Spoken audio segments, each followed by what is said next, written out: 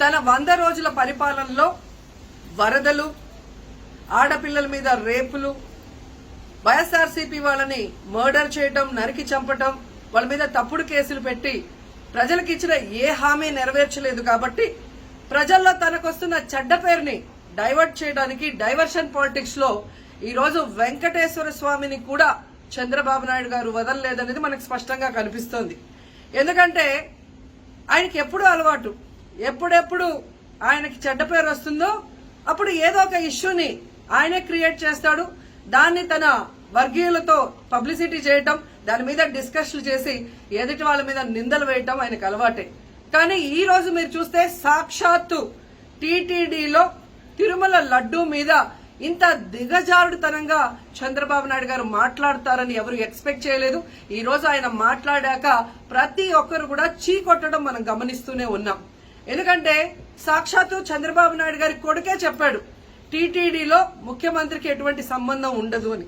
అలాంటప్పుడు జగన్మోహన్ రెడ్డి గారు ఏదో దగ్గరుండి తిరుపతి లడ్డూలో యానిమల్ ఫ్యాట్ ని మిక్స్ చేయించినట్టుగా ఆయన ఈరోజు ఆరోపించడం ఎంతవరకు సబబని నేను అడుగుతున్నాను.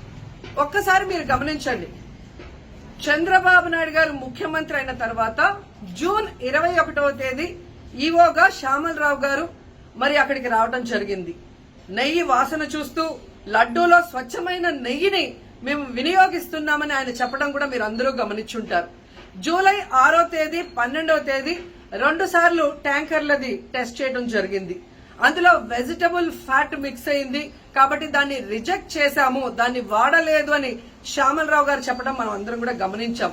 అలాంటిది 2 నెలల తర్వాత ఇప్పుడు చంద్రబాబు నాయుడు టీటీడీకి సంబంధించిన దాన్ని టీడీపీ ఆఫీసులో ప్రెస్ మీట్ పెట్టి ఇలా యానిమల్ ఫ్యాట్ కలిసింది అని ఒక నింద వేసినప్పుడు దాన్ని సమర్థిస్తూ మళ్లీ శ్యామలరావు గారితో ప్రెషర్ పెట్టి ప్రెస్ మీట్ పెట్టించి ఎలా మాట్లాడిచ్చారో మీ అందరూ కూడా గమనించారు.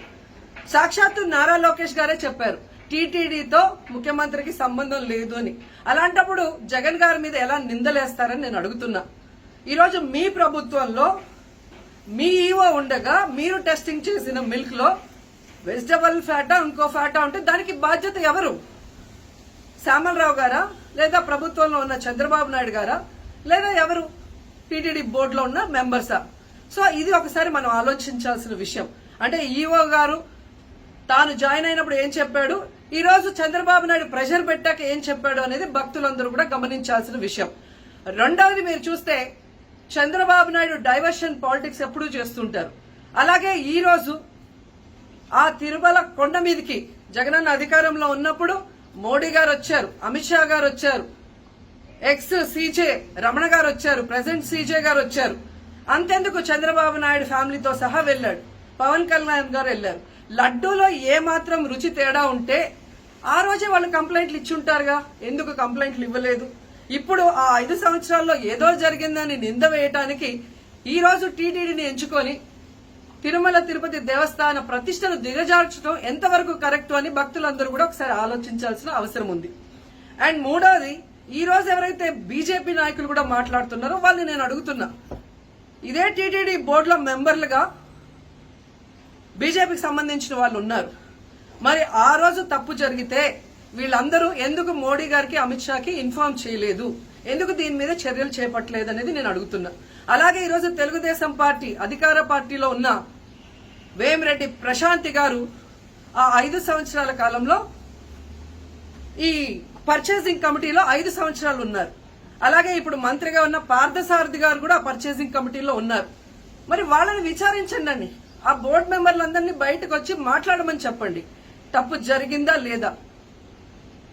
ఈరోజు ఇంతమంది గొప్ప గొప్ప వాళ్ళు తిరుమలకు పోయి లడ్డు తిన్నా జరగని తప్పు వాళ్ళ పర్చేస్ కమిటీలో ఉన్న వాళ్ళు జనసేన పార్టీ తెలుగుదేశం పార్టీలో చేరిన వాళ్ళని మాట్లాడకుండా కేవలం జగన్ గారిని టార్గెట్ చేసి మాట్లాడటం చూస్తే రాజకీయ లబ్ధి కోసం తిరుమల పవిత్రను భ్రష్టు పట్టిస్తూ ఈరోజు చంద్రబాబు నాయుడు చేస్తున్న నీచ నికృష్ట రాజకీయాలు అందరూ కూడా గమనించి ఆ చంద్రబాబు నాయుడుకి బుద్ధి చెప్పమని కోరుకుంటున్నా. ఇక ఫైనల్ గా తనని ఎవరూ నమ్మరు అనుకున్నప్పుడు పవన్ కళ్యాణ్ గారిని ఫ్రేమ్ లోకి తీసుకురావడం చూస్తున్నాం. ఇది కూడా మనం అందరూ కూడా గమనించాలి. ఎందుకంటే ప్రాయశ్చిత్త దీక్ష చేస్తున్నానని పవన్ కళ్యాణ్ అంటున్నారు. ప్రాయశ్చిత్త దీక్ష ఎవరు చేస్తారు? తప్పు చేసిన వాళ్ళు చేస్తారు. అంటే చంద్రబాబు నాయుడు తప్పు చేశాడు, ఇది అబద్ధం, ఈ లడ్డూలో కల్తీ జరగలేదు, ఇది నాకెక్కడొచ్చి ఆ పాపం చుట్టుకుంటుందన్న భయంతో పవన్ కళ్యాణ్ ప్రాయశ్చిత్త దీక్ష చేస్తున్నారనేది ఈ రోజు మా అందరికీ అర్థమవుతున్న విషయం. ఎందుకంటే ఈ రాష్ట్రంలో తిరుమల కొండ మీద 1000 కాళ్ల మండపాన్ని కొట్టేసింది చంద్రబాబు నాయుడు. దుర్గా గుడిలో క్షుద్ర పూజలు చేయించింది చంద్రబాబు నాయుడు. విజయవాడలో 25కు పైగా పవిత్రమైన దేవాలయాల్ని కూర్చింది చంద్రబాబు నాయుడు. పూజల్లో బూట్లు వేసుకొని పూజలు చేస్తూ అన్ని తొక్కేసింది చంద్రబాబు నాయుడు గారు. ఇలాంటి చంద్రబాబు నాయుడు కోసం ఎన్ని ప్రాయశ్చిత్త దీక్షలు చేసినా ఆయనైతే దేవుడు క్షమించడు, అలాగే హిందువులు కూడా చంద్రబాబు నాయుడిని క్షమించరు. ఆ పాపం నుంచి తప్పించుకోవడానికి పవన్ కళ్యాణ్ చేస్తున్న ఈ 11 రోజుల ప్రాయశ్చిత్త దీక్ష పవన్ కళ్యాణ్కి మాత్రమే పనికొస్తుంది. కాబట్టి ఇకనైనా తిరుమల తిరుపతి దేవస్థానాన్ని అడ్డం పెట్టుకుని జగనన్న మీద దుమ్మెత్తి పోసే కార్యక్రమాల్లో ప్రతిష్టగా దిగజారిస్తే తిరుపతి అమ్మాయిగా నేను ఊరుకునేది లేదని కూడా ఈ సందర్భంగా తెలియజేసుకుంటున్నాను.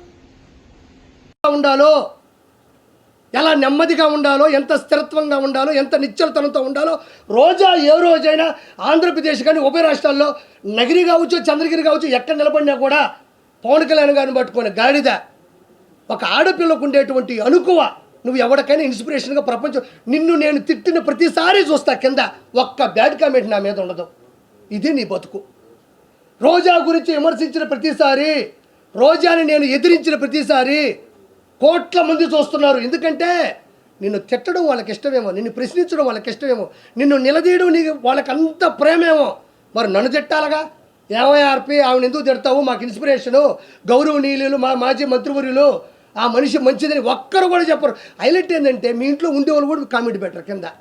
అంటే మీ ఇంట్లో వాళ్ళకి నచ్చక ఒక అమ్మాయి అంటున్నావే, ఒక ఆడతనం ఉందా నీకు, అడవితనం ఉంది నీకు, మృగజాతివి నువ్వు, మృగంలా ప్రవర్తిస్తావు. డబ్బులు అకౌంట్లో పడితే అన్నదమ్ములు అక్కడ ఇక్కడ మోసం చేస్తే వచ్చే డబ్బులతో 3000 కోట్ల నుంచి 5000 కోట్లు ఈరోజు సంపాదించింది నగరి రోజా. ఆ డబ్బులు నగరికి పెట్టుంటే మహానగరం అయి ఉండేది ఈరోజు. ఎందుకు చేసావు ఈ పద్ధతులు? మళ్ళీ ఇంకో నేను ఈరోజే చెప్తున్నా, ఈ మనిషికి అన్నీ తెలుసు.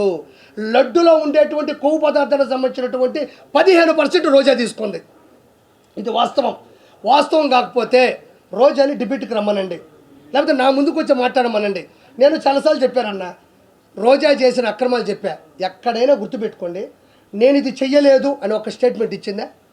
రోజా ఎక్కడైనా నేను 3000 కోట్లు సంపాదించలేదు, ఇసుక మాఫియా చేయలేదు, ఎర్రచంద్రం శేషాచలం అడవుల్లో ఎర్రచంద్రం కరుణాకర్ రెడ్డి, వైవి సుబ్బారెడ్డి, ధర్మారెడ్డి, జవహర్ రెడ్డి, జగన్మోహన్ రెడ్డి, వీళ్ళందరూ పెద్దిరెడ్డి, రామచంద్రారెడ్డి, మిథున్ రెడ్డి, వీళ్ళందరూ పంచుకుంటుంటే అన్నా నాకు 4 చెట్లు అన్నాను. ఇది కానీ నా 4 దిక్కుల్ని మొక్కే దేవుడు ఆయన, 4 దిక్కులకి మొక్కు ఆయన. అలాంటి వ్యక్తి శేషాచలంలో ఎర్రచందనం ప్రకృతి వనం, అది ప్రకృతికి సంబంధించినటువంటి సంపద, అది నాకు సంబంధం లేదని రోజా అల్లా. నేను ఈ లెక్కని చెప్తే 5000 కోట్లు దాటిపోయింది. ఇప్పుడు నేను చెప్పిన లెక్కనైతే ఎర్రచందనం 5000 కోట్లు దాటిపోయింది. నేను ఒక మాట మాట్లాడింది, చంద్రబాబు నాయుడు గారు ఆయన హయాంలో మర్డర్లు, హత్యా రాజకీయాలు ప్రిపేర్ చేస్తున్నాడు అనింది. నేను రోజాన ఒకే ఒక క్వశ్చన్ సూటిగా మాట్లాడుతున్నా.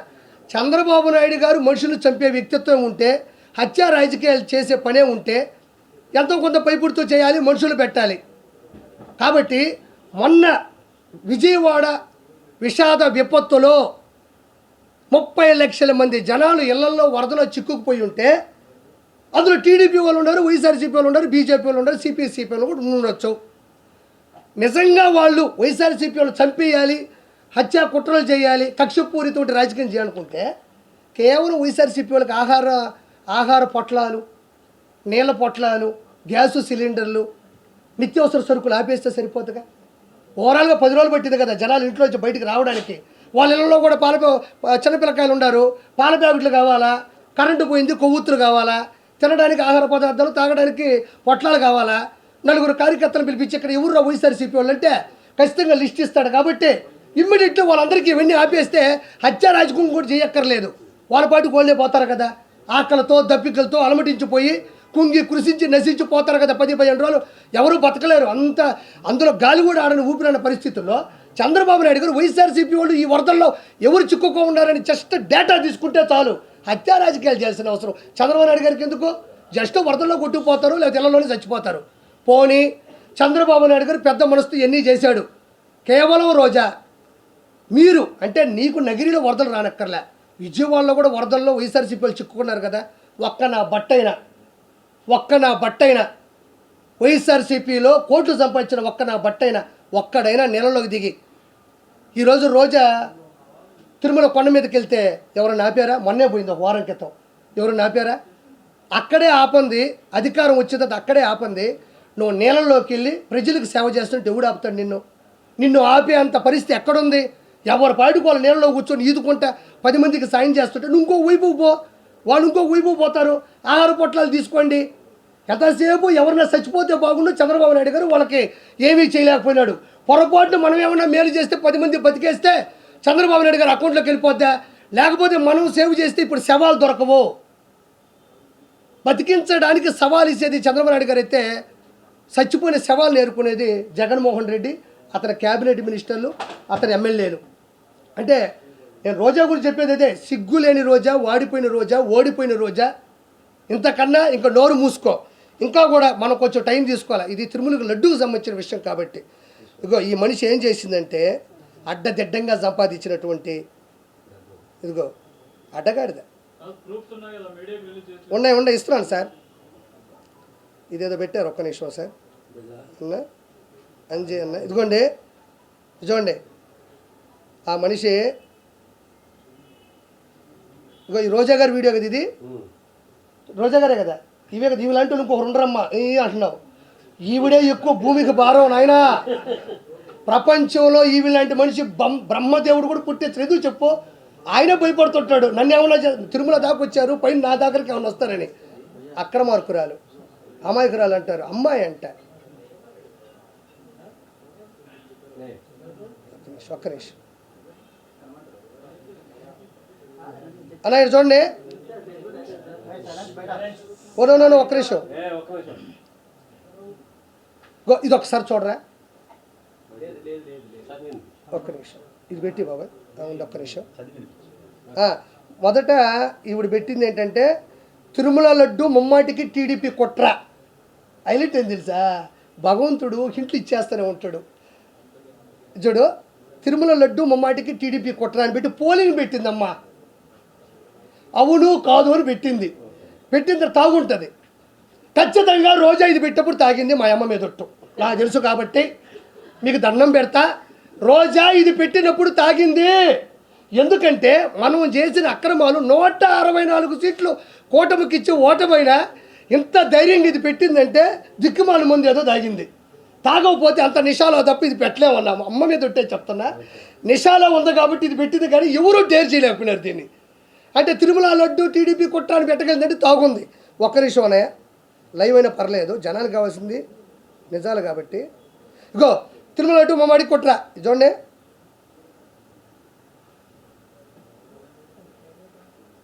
ఏంది బాబా ఇదే? అది కొద్దిగో అవును కాదు పెట్టింది. అవును కాదని అవును కాదు అవును కాదు అవును కాదు కట్ చేస్తే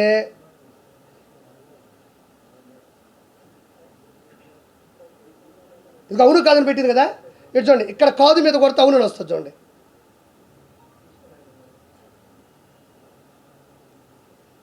చెమట వల్ల. ఇదిగో అవునని కొడితే,